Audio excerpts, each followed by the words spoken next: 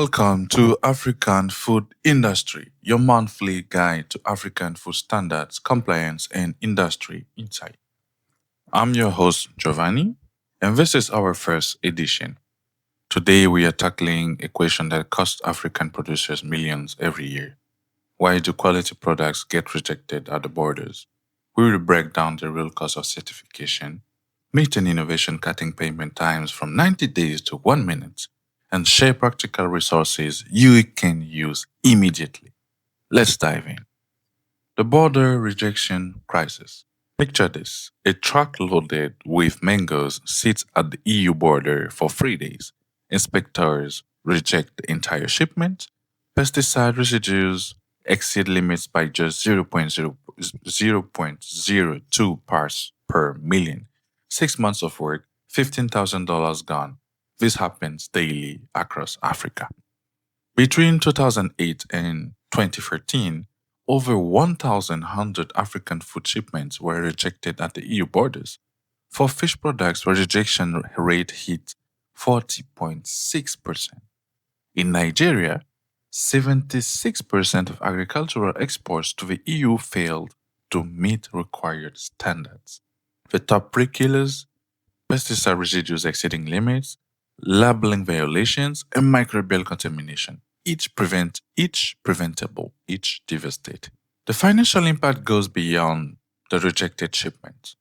There is the direct cost: product value, transport, insurance, then indirect damage, reputation lost, cancelled contracts, banks refusing credits. The opportunity cost hurts most. While compliant products enter premium markets at $3 per kilo, yours sell locally for 50 cents or even less. Take a seasoned cooperative in Burkina Faso.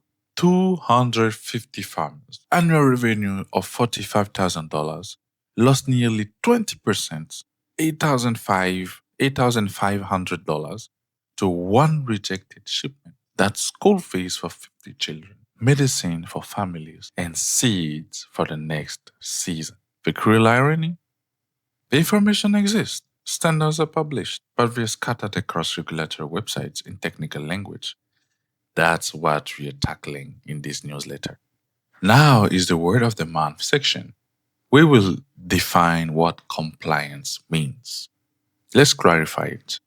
Compliance means that your product meets all safety, quality, and labeling rules required for your target market. As simple as that. In practice, imagine you are exporting hibiscus from Mali to Germany. Compliance means checking against African market regulation, Codex standards for international requirements, European Union regulations, plus specific pesticide limits, packaging requirements, and more. Think of compliance as your product's passport. Without it, your goods can't cross the borders, regardless of the quality. Industry Pulse Time. Let me share 5 critical developments from October to December 2025. First of all, Sub-Saharan Africa's food imports will reach 65 billions, I said billions, dollars by year end, a 4% increase. Cereals alone account for 22 billion. This growing dependency highlights the urgent need to boost domestic production. Second, Algeria created a National Scientific Council for Food Security, aiming to cut the $10 billion annual import bill through biotechnology. In precision agriculture, other African nations are watching closely. Third, West African cocoa prices fell 6% in November, as production rebounds up to 5% in Cote d'Ivoire and 34% in Ghana. This volatility shows the region's vulnerability to weather patterns. Fourth, the Poultry Futures Forum addressed feed costs. 70% of production expenses. AGRA launched the Poultry Feed Accelerator Challenge to support innovations.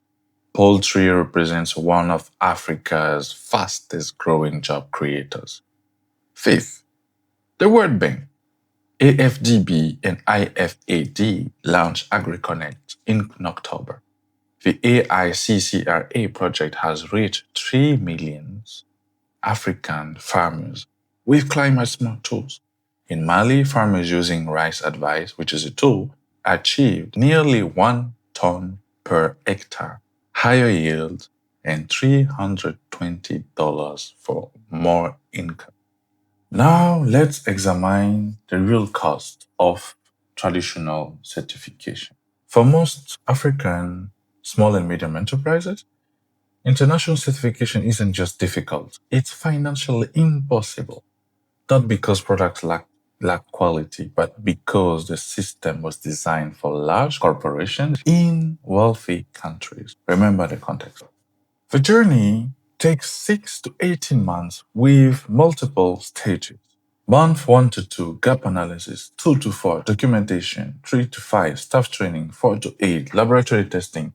6 to 12, facility upgrades. From month 1 to 12, consultant support. $2,000 to $4,000, handholding through the entire process. And 12 to 18, certification audit. $1,500 to $3,000, auditor fees plus travel and accommodation, and so on. Ongoing annual renewal.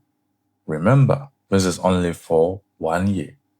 $2,000 to $5,000, surveillance audits and retesting. This never ends. So for the total year 1, so the first time that you will do your certification, $10,300 to $24,000. You can have more details on the LinkedIn post. You will find the link below. Let that sink in. Research shows that West African food processing businesses typically earn $3,000 to $8,000 annual profit, which means that certification costs represent 129 to 800% of annual profit. A micro enterprise earning $5,000 annually cannot afford $15,000 certification. The math simply doesn't work. 3 quick examples. A seasoned cooperative in Burkina Faso earning $45,000 annually spent $8,519, which represents 19% of revenue on certification. They took a 2-year loan at 15% interest. Another one, a Kenyan vegetable processor earning $22,000 used 82% of annual profit, $18,000 for certification. The owner said, without certification, no export market. With certification, market access is guaranteed, but barely surviving. Another one, a Ghanaian fish exporter quoted $14,500 for FSSC 22,000. Couldn't afford it. They lost an $80,000 annual export contract and now sell domestically at 40% lower prices. The opportunity cost is staggering. If certification were accessible, African agricultural exports could triple within 5 years. There is some progress. The EU's 2022 organic regulation introduced group certification, reducing the cost per farmers from $2,000 individually to $200 to $400 in a group. But challenges remain: administrative burden, collective risk if one member fails, everyone will take the burden, and still requiring $20,000 upfront for 100 farmer cooperative. Emerging alternatives including phased certification programs costing $2,000 to $5,000 versus $15,000 plus for immediate full certification. Government subsidies covering 30 to 50% in Kenya, Rwanda, and Senegal. Buyer-supported pre-financing, and digital pre-screening platform like FoodScan. Still in development, providing preliminary compliance checking at 100 cost. The solution isn't lowering standards. It's democratizing access to compliance. Innovation spotlight time. Let's meet an innovation transforming smallholder farming economics. The problem is Kenyan farmers wait 90 days for payment on coffee, tea, or dairy deliveries. 3 months without income. No seeds, no school fees, no healthcare. Banks reject 96% of loan applications, no documented production history. Founded in 2017 by George Miner, Shamba Records uses blockchain, AI, and mobile connectivity to solve this issue. Here's how it works. Here is how it works. Deliver produce, when farmers deliver produce, the platform captures real-time data like quantity, quality, cheapest location, records it in an immutable blockchain ledger, and triggers instant payment to the mobile wallet. The system builds automated credit scores, opening formal financing access.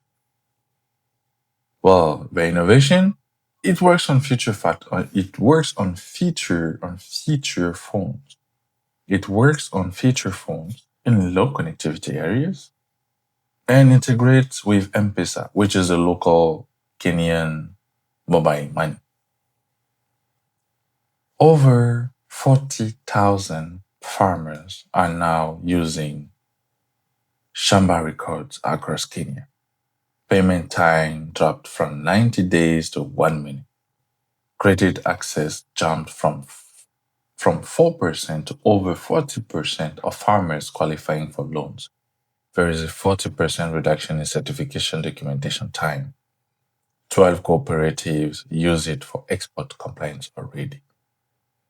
In 2025, Shamba Records was selected for Google for Startups Accelerator, AI First, one of 15 African startups chosen, receiving equity-free support and up to $350,000 in crowd credits. Beyond payments, the platform offers farm mapping, market linkage, livestock insurance, weather alerts, and smart contracts for farm leasing. Why it matters? While traditional traceability costs $500 to $2,000 to implement, Shamba Records delivers better results for approximately $5 per month per farmer, please. A 99% cost reduction. For European buyers demanding farm-to-fork transparency, farmers can now provide QR codes showing exactly what and where products originated. You can learn more at shambarecords.com. You will find more details in the description. Let me share three resources that you can use immediately. First, we've created 15-point pre-export readiness checklist covering everything to verify before attempting export. 5 critical points. Number 1, have you tested for pesticide residues, heavy metals, and microbial contamination? Does your label include all mandatory elements? 3, can you prove ingredients origin and processing date? 4, do you have certificates of origin and phytosanitary certificates? 5, have you confirmed your target country's specific requirements? You can download the full checklist still in the description. Second, try our certification cost calculator.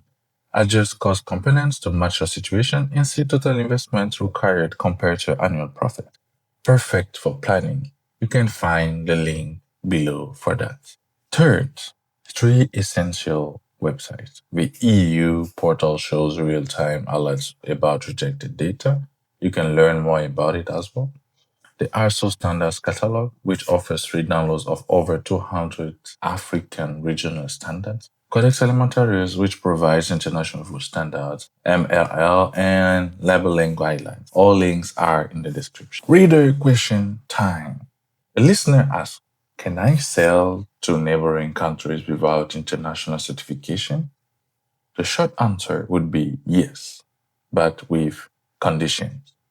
Interregional trade within ECOWAS, EAC, or SADC has significantly lower barriers than exports to EU or North America. What do you need?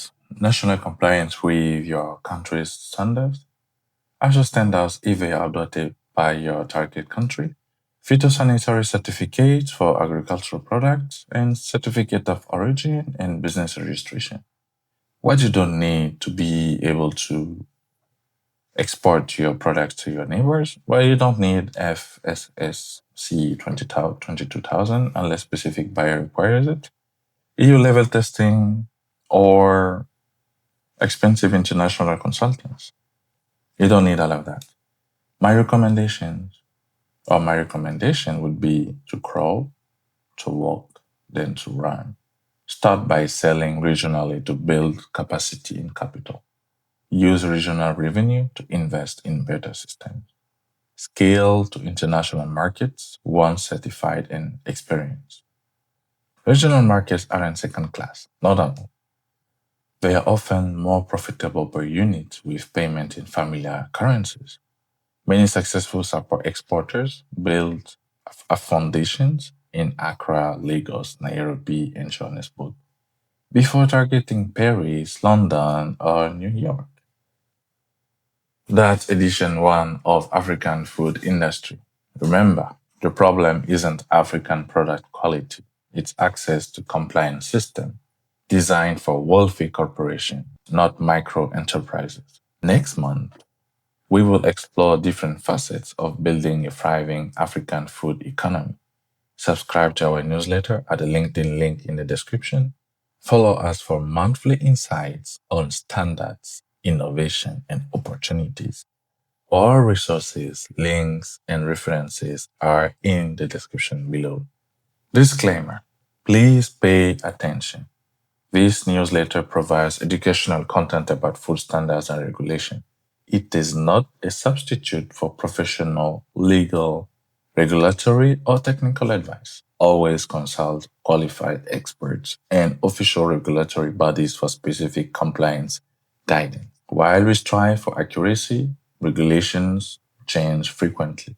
Verify current requirements with relevant authorities before making business decisions. See you next month for the coming edition.